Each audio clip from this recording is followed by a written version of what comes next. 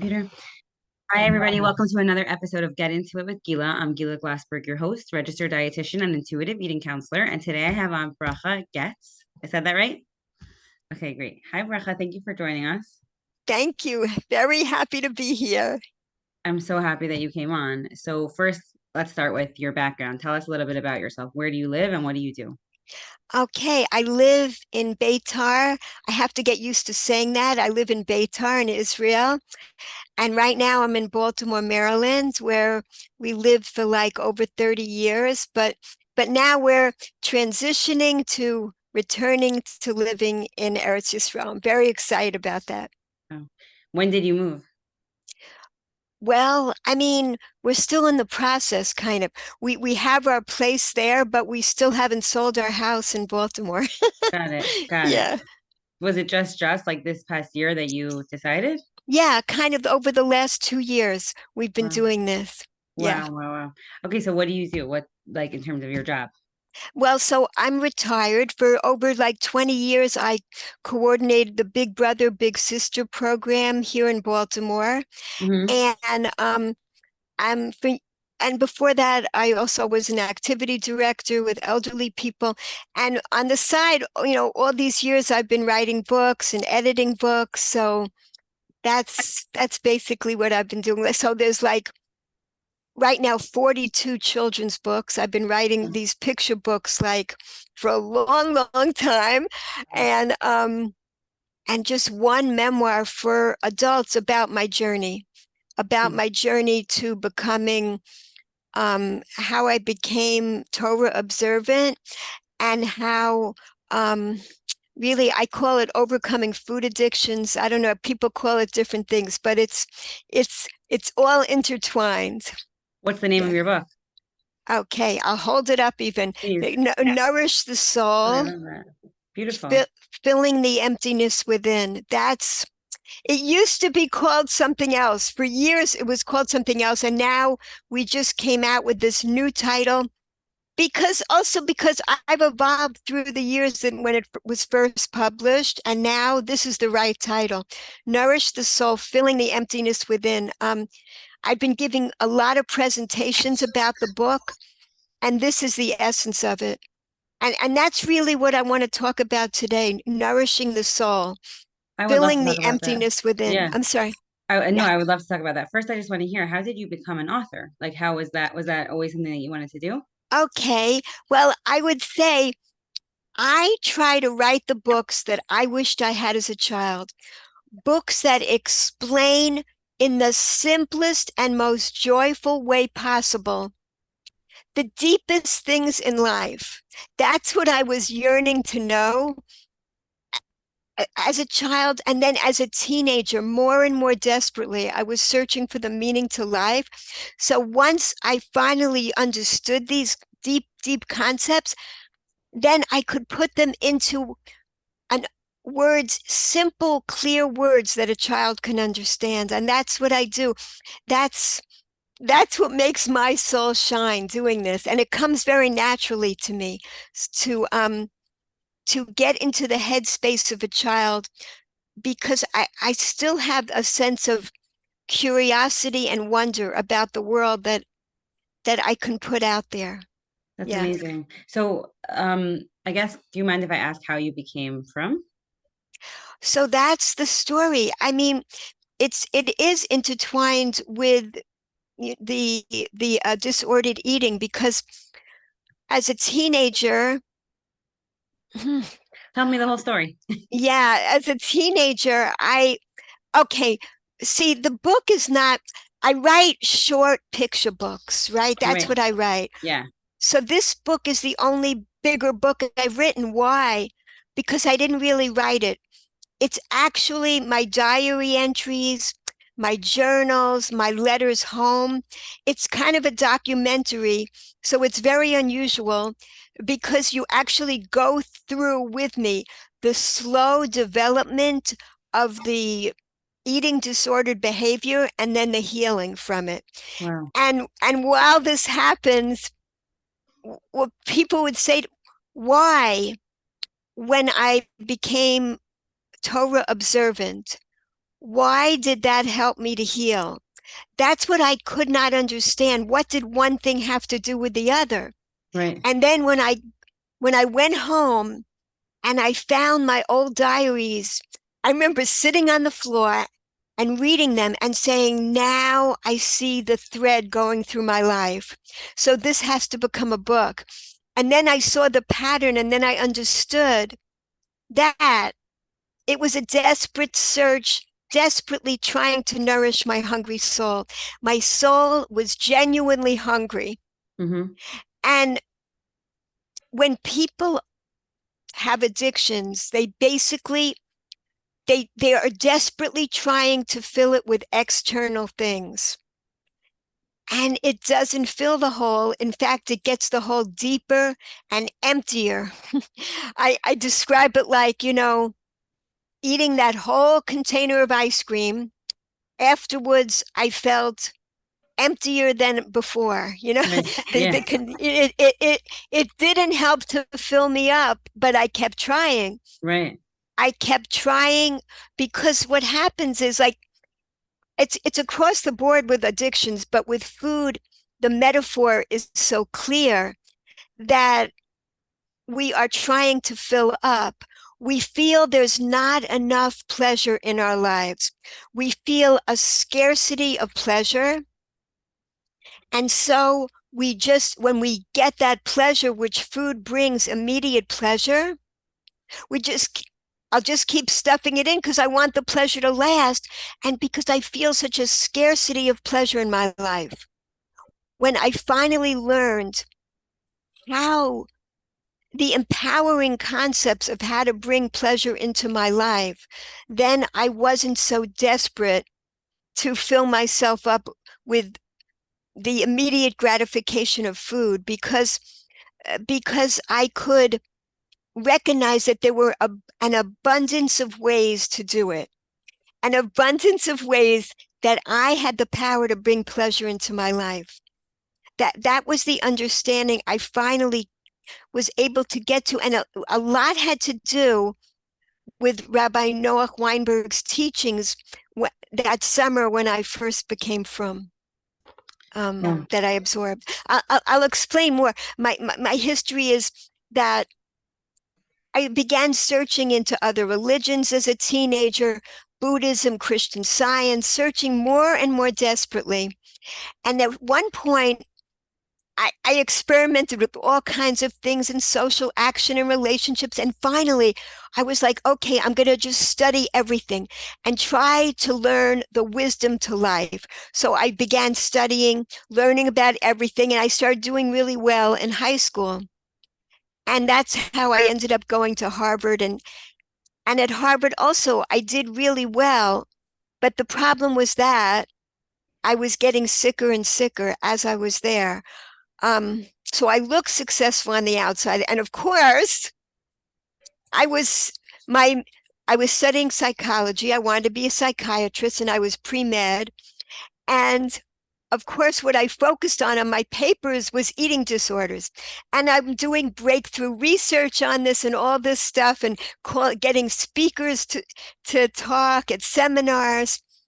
And meanwhile, right, I was getting worse and worse. So, and I would say my behaviors were getting more and more bizarre. And with addictions, you do most everything in secret, so nobody knew how I was suffering.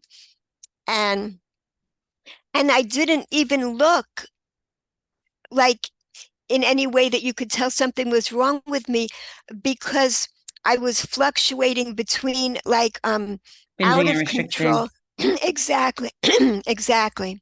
So then I went on I went on to medical school, and that's when I hit the lowest point of all. Um, when the behaviors were the most bizarre. And it was interesting.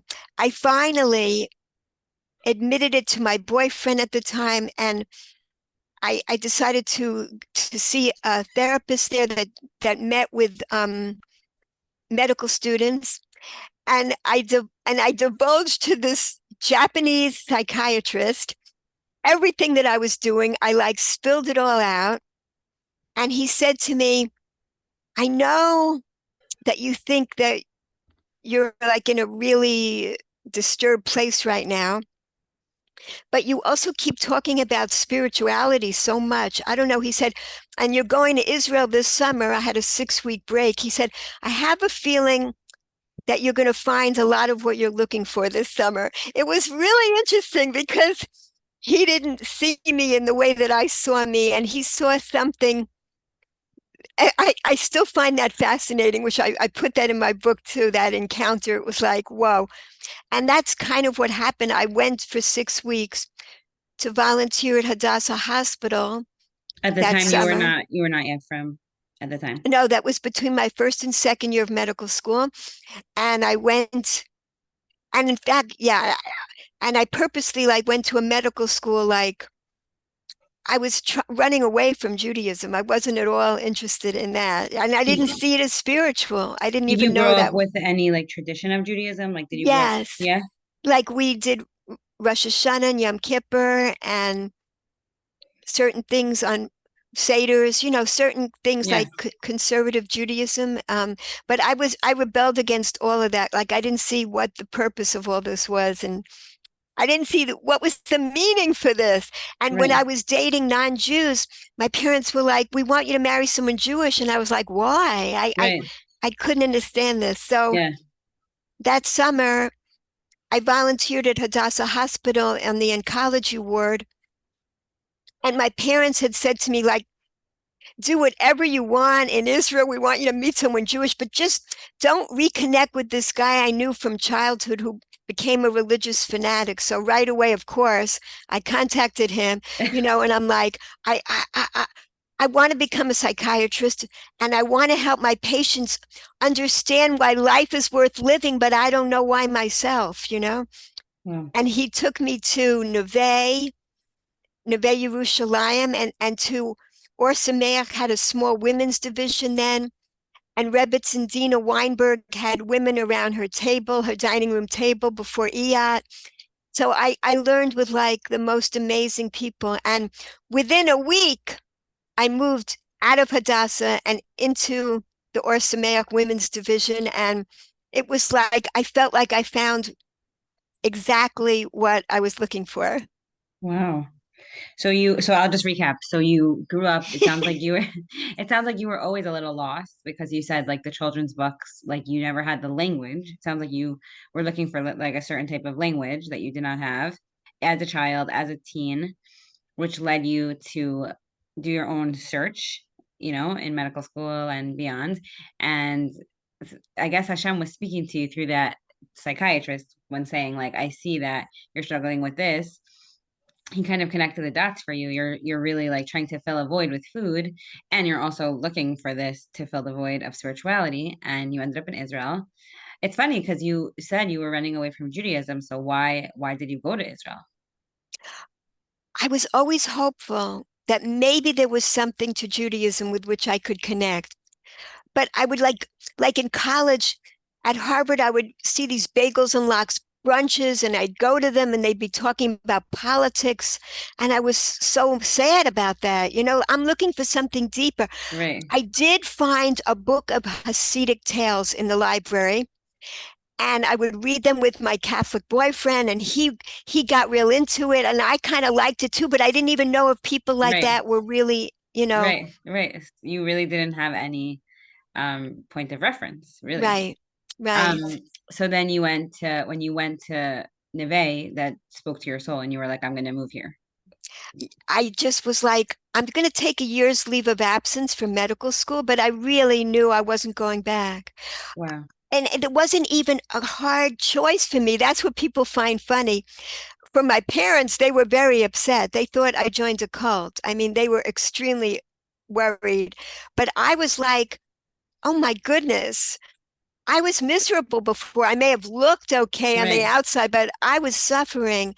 And I I'm feeling like I'm finally nourishing my hungry soul. That's exactly what Right. it felt like, Right. you know? Right. So then so talk to me about what happened after that. You went to Neve and you learned and then you became from just like that? Yeah, I became from I didn't look back. I was so happy to do this. It wasn't And hard for you to take on all the mitzvos? Like, did you find that it very it challenging? sure was, but that didn't matter. It was challenging. Like, a funny story is the first day that I moved in and slept in Or Sameach, I said to the young lady next to me, teach me everything I have to do from the minute I wake up. And she did. And by breakfast, I said, that's enough. Okay, no more. I can't take any more of this. And it was like, oh my goodness. And Yeah. then and then the first Shabbos I ran away, but like, little by little. Yeah. Yeah. Um, and there were definitely issues. Like, I write about it in my books. Oh my gosh, like women praying separately from men, the Right. dress. I came with nothing that I could wear. Right. Nothing. They had a gemach where I could borrow clothes and, dress sneakily, but I Wow. didn't come with those kind of outfits. And everything was a change. And I write about my struggles in through my poetry and my book and the books, but it met the most deepest need. I understood now the purpose of life. And that's what I can explain. Um, Even many from people still don't understand what the purpose of life is. These teachers, we didn't even realize what awesome teachers we had. Like the greatest people in the world were our teachers, devoted to helping us as Baalei Tshuva. And like Rev Noach Weinberg was such a genius. Um, so he came up with the pleasure ladder, the 5 levels of pleasure, and it's based on the Ramchal's teachings. I mean, it's based on Derech Hashem. It's based on the way of God. It's based on Masilas Yesharim, the path of the just. It's based on the deepest Kabbalistic understanding. But he was able to put it into words that anybody can relate. I teach this to non-Jewish people as well, because addictions are so widespread, Right. because people are feeling so empty, and it's genuine. We have genuinely hungry souls, but we don't recognize. If we don't recognize that, then we just keep trying superficially to experience pleasure, but really what we are experiencing is comfort. We're getting immediate comfort, and we're missing out on the deepest pleasure in life. So when you came to Israel and you started becoming frum, did you feel like your relationship with food became better on its own, like automatically, or did you have Yes, to but work not through it? automatically. I mean, first I would still have the binges, still do restricting. It got less and less gradually. It Wow. didn't happen overnight. I can still Right. remember being in the Orsameg dorm and no one's around, and I go through all the, I mean, like, Right. I was still doing these same things, but I just began to notice that it was happening less and less Right. as as as my soul became nourished, as I integrated the wisdom within me. Wow. Right. Right. So it was like I don't want to say automatic, but it wasn't like I'm now working on my disordered eating. It was like I'm now working on my Yiddishkeit and filling the void, and that became less and less, and you no longer needed that coping mechanism. Exactly. And I had relatives back home who was saying, "Oh, you're just escaping from your problems." And Right. I was like, "No, you don't get it. This is not a distraction. This Yeah. is what I need." Yeah. And that was not possible for people that were secular to understand, Right. that Right. this was exactly the healing. This was Right. exactly what was creating my healing. And did Yes. your parents come around eventually?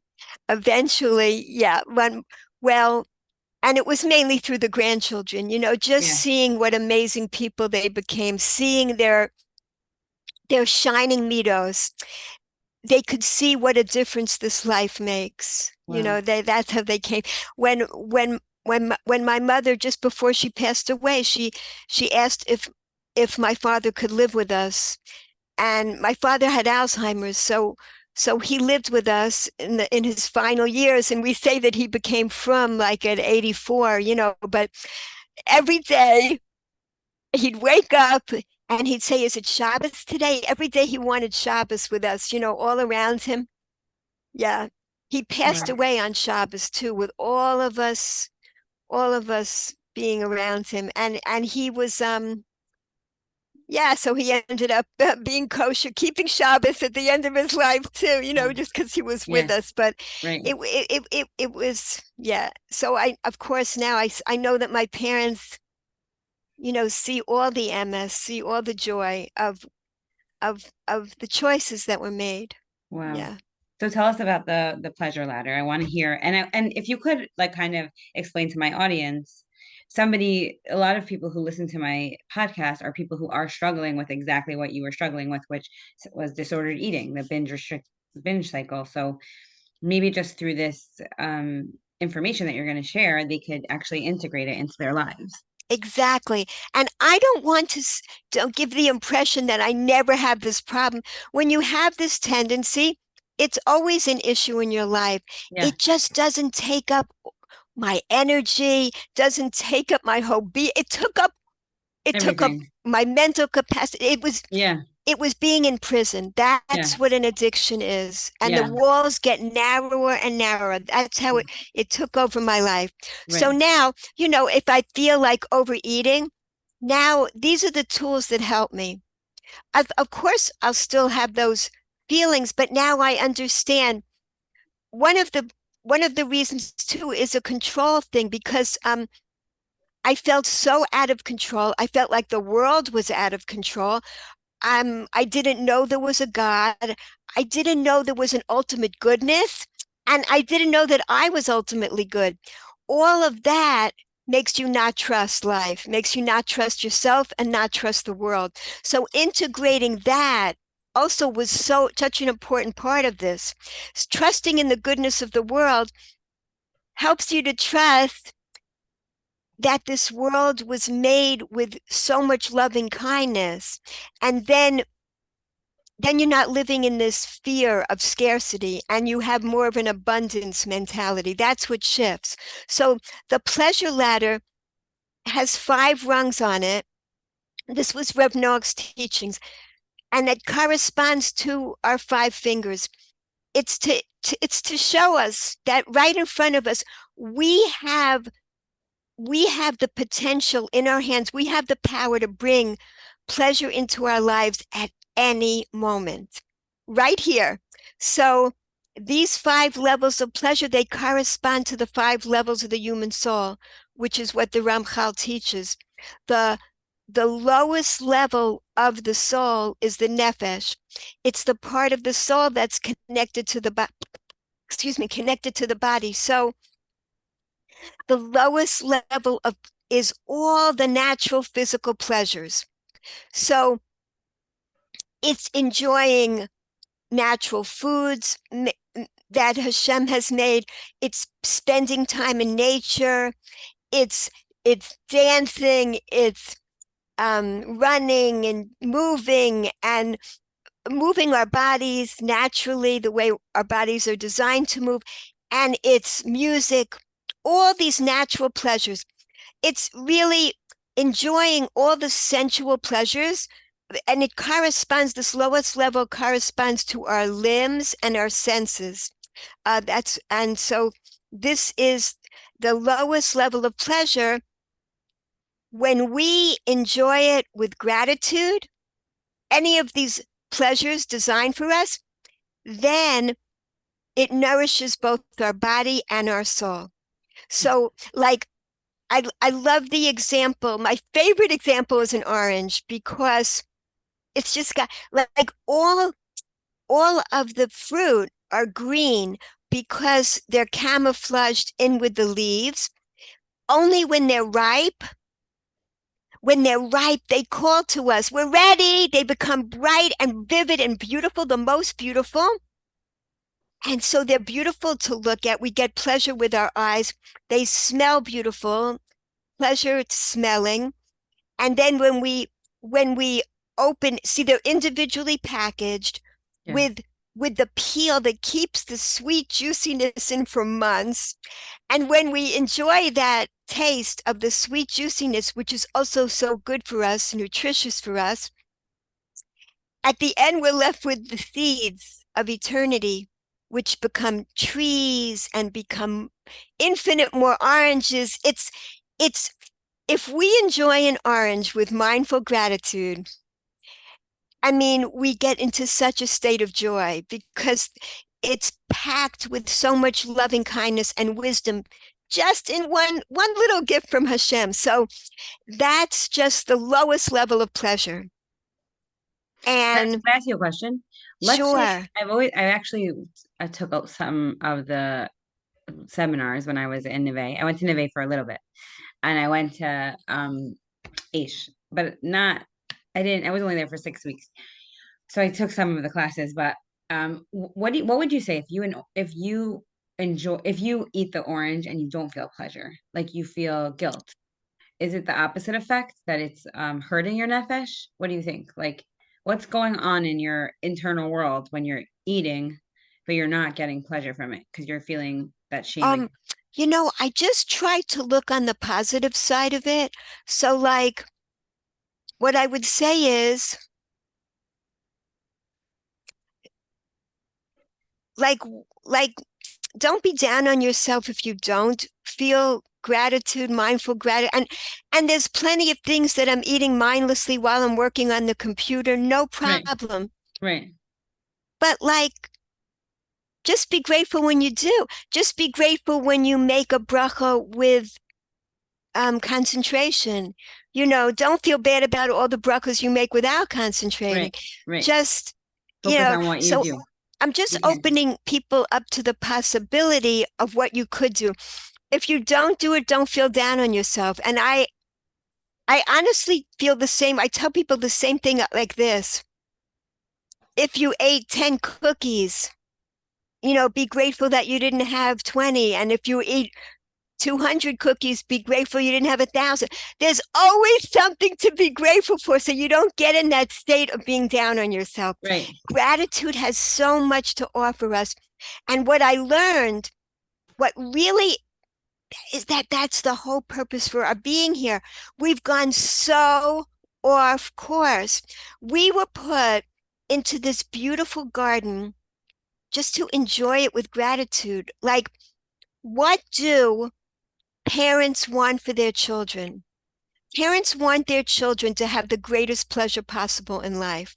That's what Rav Noach taught, and that's what amazed me. What's the purpose of life? To experience the greatest pleasure possible? That sounds hedonistic. No, but the greatest pleasure possible are the spiritual pleasures. And what is the deepest spiritual pleasure? Gratitude. And what do all the mitzvahs have in common? Gratitude. That is our whole purpose for being here. And what are we? Yehudim. Yehudim. Hoda'ah. The essence of being a Jew is being grateful. We are the gratitude people. That is really our whole purpose for being here, and to light up the whole world with gratitude, to teach this to everybody, all other people as well. And we are the light to the nations, showing that everything comes from this source. Everything has this same divine energy flowing through it. Beautiful. Oh, Okay. that's why when we eat the natural foods, it's got more vitality. It's the food that Hashem has made directly. I mean, I like the we don't have to feel guilty when we eat processed food, but just know that there's a lot more gratitude packed into these because it's made by Hashem. It's like, so like this food is designed to be delicious and nutritious. And really, the processed stuff is designed to be delicious and addictive. It's purposely designed to be addictive. It's not made with that infinite loving kindness like Hashem makes things. It's actually made from greed to just, Right. Don't have just one potato Right. chip. You got to eat Right. more. It's designed with that bliss point in mind, that we should never blame ourselves because that food, our bodies are just responding in the way that the food was designed to make us respond when we eat addictive types of food. Right. And I was gonna say one more thing about the guilt, like the cycle of like instead of feeling bad, you had 200 cookies, feel grateful you didn't have 1,000. It's a good example. But, and then you said that, stopping yourself there will help you from not going down that road of like, so what popped into my head was like, it's really the guilt that's addictive. It's not Guilt the is addictive. it's like the guilt spiral of like putting yourself down, then you have to do it again. It never helps, but for some reason we think it helps. So Exactly. And we lose touch with our essence. We lose touch with our godly essence. Gratitude aligns us with Hashem. Gratitude, it's from what I learned, God was everything. How can everything have a relationship? So that's why there was a tzimtzum, the illusion of retraction, so that God could create us and have a relationship with God. So we are superficially another, even though really we're one big soul. So we are separate in order to give back what? Gratitude. That's how we have Dveikus. That's how we reattach ourselves, hug the source of all through our gratitude. That's how we give back. And that's what all the mitzvahs are for us to do. beautiful. Okay, so after what's the next level of pleasure? Oh, so right, the lowest level are all the natural physical pleasures. The next level up is love. And love, this is really interesting because how could love be empowering? It's dependent on somebody else. So, Rav Noach, the definition, our ancient mystical definition, love is appreciating the virtues of another. Mm-hmm. So, even in prison, a person could think of a grandmother that once did a kindness for them and be uplifted, inspired to be a better person. The grandmother is not there in solitary confinement with them, but they can bring that person to mind, focus on the kindness, and be empowered by that warm emotional feeling. In fact, so this is called ruach. It's the spirit of another person, appreciating the spirit of another. And this is focused in the heart. And each level up brings more connection and a more lasting pleasure. Because when we are in addiction, when we're in active addiction, we feel estranged, cut off, self-centered. We feel lonely, bored, anxious, depressed.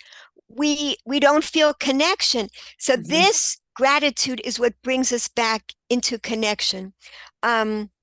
And you'll notice people will always say to do these things, but now we understand why, because it actually nourishes our soul. Now we understand why these things work. Eating healthfully, exercise, being in relationship with other people. Now we understand why these things help us, because it's the way that Hashem made us. And the next level up, this is the level of neshama.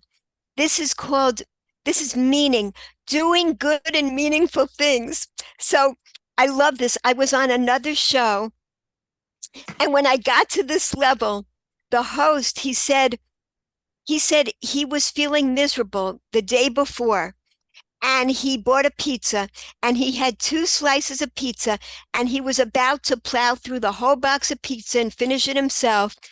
And then there was a knock on the door, and his neighbor needs his help for 2 minutes. He helps his neighbor. He comes back to his apartment, and he no longer wants the pizza. He no longer needs the pizza. He puts the rest in the fridge for another day. So what changed? What changed in those 2 minutes? He felt empty, and he was trying to fill it with the pizza. Exactly. And he filled up doing something good and meaningful, right? So he filled up. He no longer needed the pizza because his soul was no longer starving. That's it. So that's how it works. And it really works instantaneously. It's absolutely amazing. It has that effect on us right when we do it. like the bag of potato chips stops screaming our name. Right away, that's how it works. As soon as we fill up our genuinely hungry souls. So, and the gratitude aspect is essential. You're grateful that you could do something for someone else. You're not stuck in just your own neediness. So the level above that is surprising. It's creativity.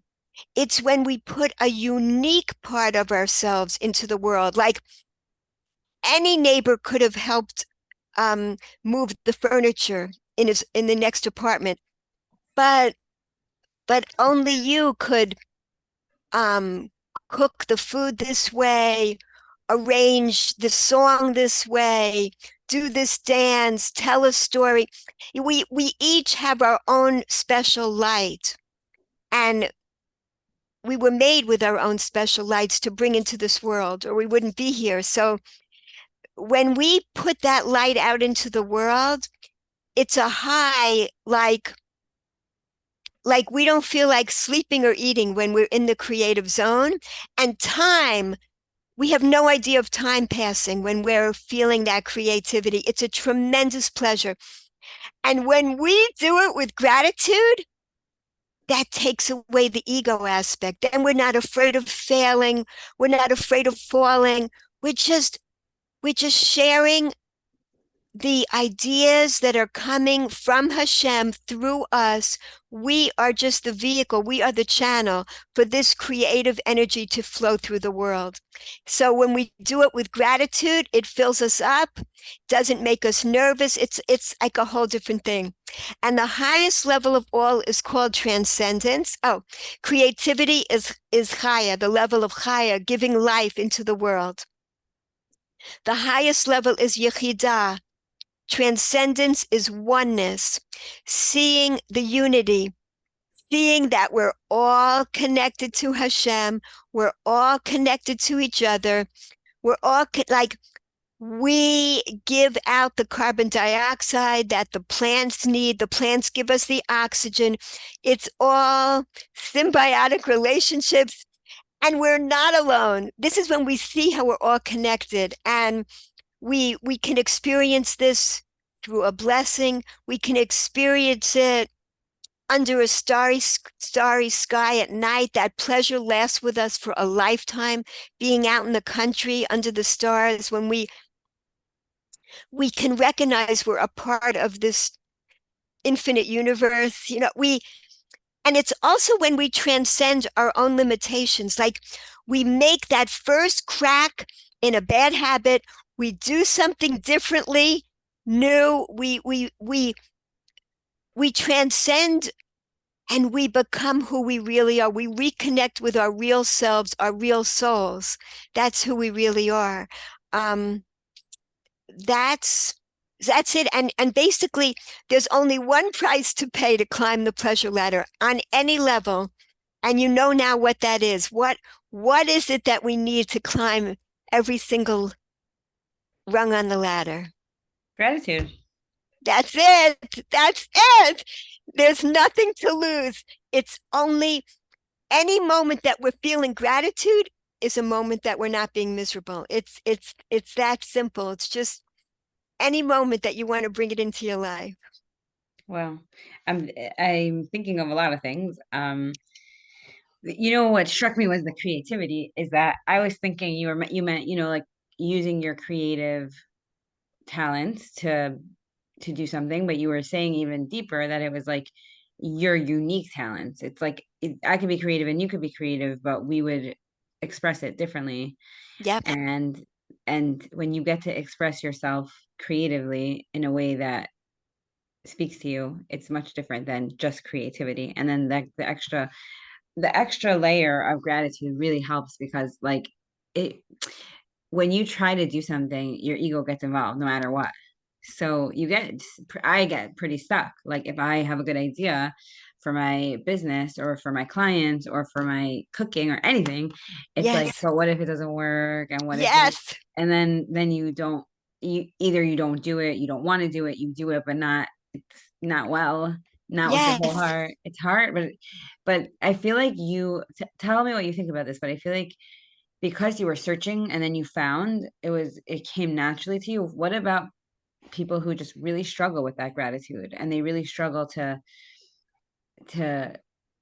they know that they should, but they struggle to do it. Do you have any advice for them? Yeah, you can make yourself miserable not being Yeah. grateful. Yeah. So why bother? Just laugh about that. This is how it goes. Okay, one of my newest children's books. This book took me 30 years to write. Don't It's read this called book. Don't Read This Book. Yes. This book is all about that. This book, I started it 30 years ago, but I didn't have the surprise ending until recently. Then it was finally ready. Okay. I'm teaching children this concept. All of us, it's don't read this book because it's the Yetzer Hara talking. The Yetzer Hara is saying, don't read this book or you're going to learn all my tricks. But if we can teach children the tricks of the Yetzer Hara early on in life, they've got it. They've got these tools for the rest of their lives. We learn them later on, but imagine learning this early. That's what this book is giving to children. So here we go. The Yetzer Hara's job is to get us to focus on what we're lacking. The Yetzer Hara's job is to get us miserable. It's working in every one of us. And we all think we only are the only ones it's saying these things to. It's saying it to all of us, but it's speaking in a kind of a different language to each of us. It comes, as you'll see, in a different disguise for each person. It knows exactly how to operate. It's always dressed in a new disguise. So to trick you, but when we get used to this, we can recognize it. Oh my gosh, it's you trying to make me miserable for not being grateful. That's so ridiculous. And it loses its power the minute you recognize this. It has no power over you once you recognize it's not you that's miserable, it's that voice. And guess what? This is the surprise ending. That voice that's trying to get you miserable, that Yetzer Hara, it's also a gift from Hashem. Why? To grow our gratitude muscles, pushing it off. This is how we get stronger. So once you recognize it, oh yeah, it's you again. It's you. I see you in the disguise. Now I can push you off and say, yes, I feel silly and awkward being grateful. This sounds ridiculous. Okay, I'm going to be grateful for an orange. This is so silly. And you try it and you just feel like laughing. Okay, so I'll be silly. It's like when you drive a car on this gravel, nobody has ever driven on it before. And it's so rocky and it feels ridiculous and you're bumping along. The more you go on those grooves, the easier it gets. And it becomes easier and easier to be grateful. And the neurons that fire together wire together, and we create more gratitude neural pathways. We know now that we have neuroplasticity in our brains, so we can rewire our brains to become more grateful people. That is what is so amazing. And this research that there's a happiness set point for people. People have like this normal set point they're on happiness wise. They have found that if people like win the lottery, $1 million, 6 months later, they're back to being just as happy as they were before. And if, God forbid, somebody becomes paralyzed, 6 months later, they're the same level of happy as they were before. Right. But if a person takes on a gratitude practice and begins to focus on being more grateful, 6 months later, they have a much higher level of happiness. It really changes us. Wow. Beautiful. I really like that the book, the idea. That's so cute. And it's you're right. It's like something that kids could really learn at a young age. I mean adults too, but um that voice is so loud. It can be so loud, and then we give it so much power, and then we have to learn how to handle the voice. Exactly. There's a therapist, Tara Brach, and she brings out the word RAIN, which is very helpful to know. RAIN, recognize, allow, investigate, nourish. When you're feeling pain, you're feeling miserable about something, recognize, oh, I'm feeling miserable right now. Allow that feeling, investigate where is it coming from, and then you can begin to nourish. Then you can begin to work on the gratitude. Recognize you're not stuffing down that painful feeling. No, you're recognizing it. And you're actually, when you're recognizing it, you're objectifying it, you're separating it from me. I'm miserable. No, I'm having a miserable thought. I could look at that. I could recognize there's something making me miserable. What am I focused on? What am I lacking? What am I missing? What am I focusing on? Then when you allow that, you investigate it, then you can actually work on switching it around, nourishing yourself, nurturing yourself, and getting back to a place of gratitude. It takes, so it's not, again, it's not distracting yourself. It's not running away from your pain. It's not stuffing it down with more food. No, it's recognizing it and then choosing, okay, the question I ask myself if I feel like overeating is it your body that's hungry or your soul? And another favorite question I've had is, if I have 95 more spoonfuls of this, will I finally feel full? And I know by now I won't, because Right. it's not what is empty. It's not what's empty. What's empty is my soul. And now, and this is a better description of the latter. In fact, I know now all the abundance of ways that I could fill my genuinely hungry soul, all different ways to bring gratitude into my life this very moment. I could open the window, I could go outside, I could turn on music, I could start stretching, I could start dancing. I could I could leave a text message for someone and tell them what I appreciate about them. I don't even have to see them or hear from them. Right away I'll fill up just from expressing that appreciation. And on my website, people can get a free chart of the pleasure ladder with a lot of the information that I explained, and put it on their fridge or their cabinet to remind themselves of the abundance of ways they could bring pleasure into their lives, instead of where we've been stuck at just stuffing our faces, when Yeah. we feel that. Yeah, Yeah. 100%. I think it will be really helpful for clients to hear. These are like some of the things that what I will tell clients to do is first I teach in intuitive eating, we teach like the hunger fullness scale, and understanding if you start to learn what physical hunger feels like and you really practice it, like most people have to eat every 2 to 3 hours, and protein, carbs, and fats, and stuff like that. And then when they start getting that urge to eat and they're not physically hungry, I tell them it's like, it's not bad. It's a smoke alarm. Like now some of the phraseology I use is like face it, trace it, and replace it, but it's the same thing that you're saying with rain. Like what 1 second, recognize, allow, investigate, and nourish. It's like face it, here it is, trace it, where does it come from, replace it, what else, what else can I think?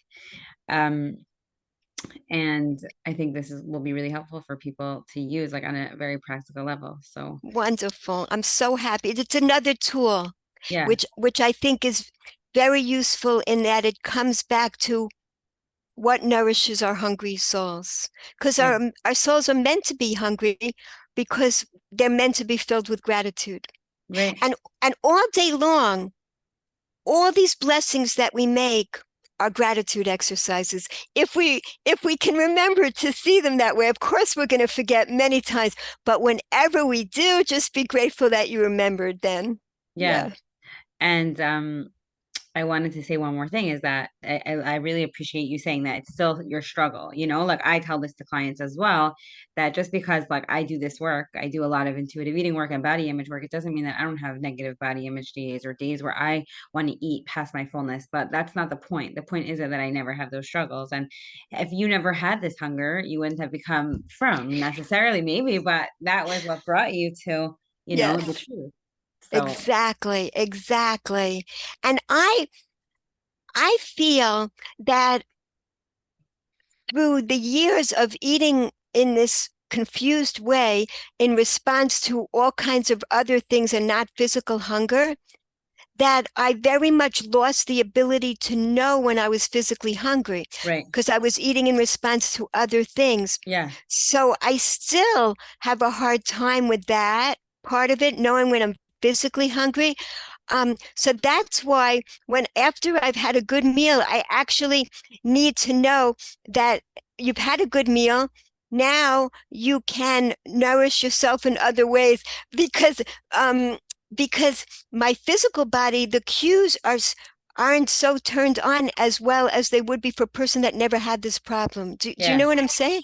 100%. A lot of my clients, they deal with this, and I think intuitive eating is a great way to learn. Like some of the, just I'll give you some pointers. Is sometimes I tell clients to set an alarm on their phone for every 2 to 3 hours for a little bit, not a long time, maybe a week or 2 weeks, and you start to see that your patterns. You start to notice. I tell people, no one ever taught you what it feels like to feel hungry, right? We think hunger is hunger in our stomach with growling, but you could have hunger in your head with like a headache, cloudy thinking. Thinking about food sometimes is a way that we feel hungry. Your mood change, irritability, hangry, so getting really in touch with your body and knowing like, oh, is this physical hunger? Is this I'm sad?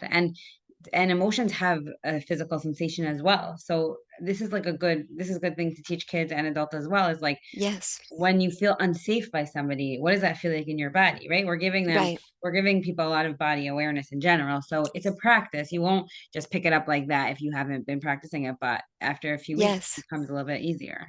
Yes, exactly. Yeah. So I feel, yeah, I don't know if I'm connecting into my body, but I'm connecting into my soul. That part works for me. Okay, You know whatever what? works. Yeah, Yeah, whatever yeah. works. Yeah.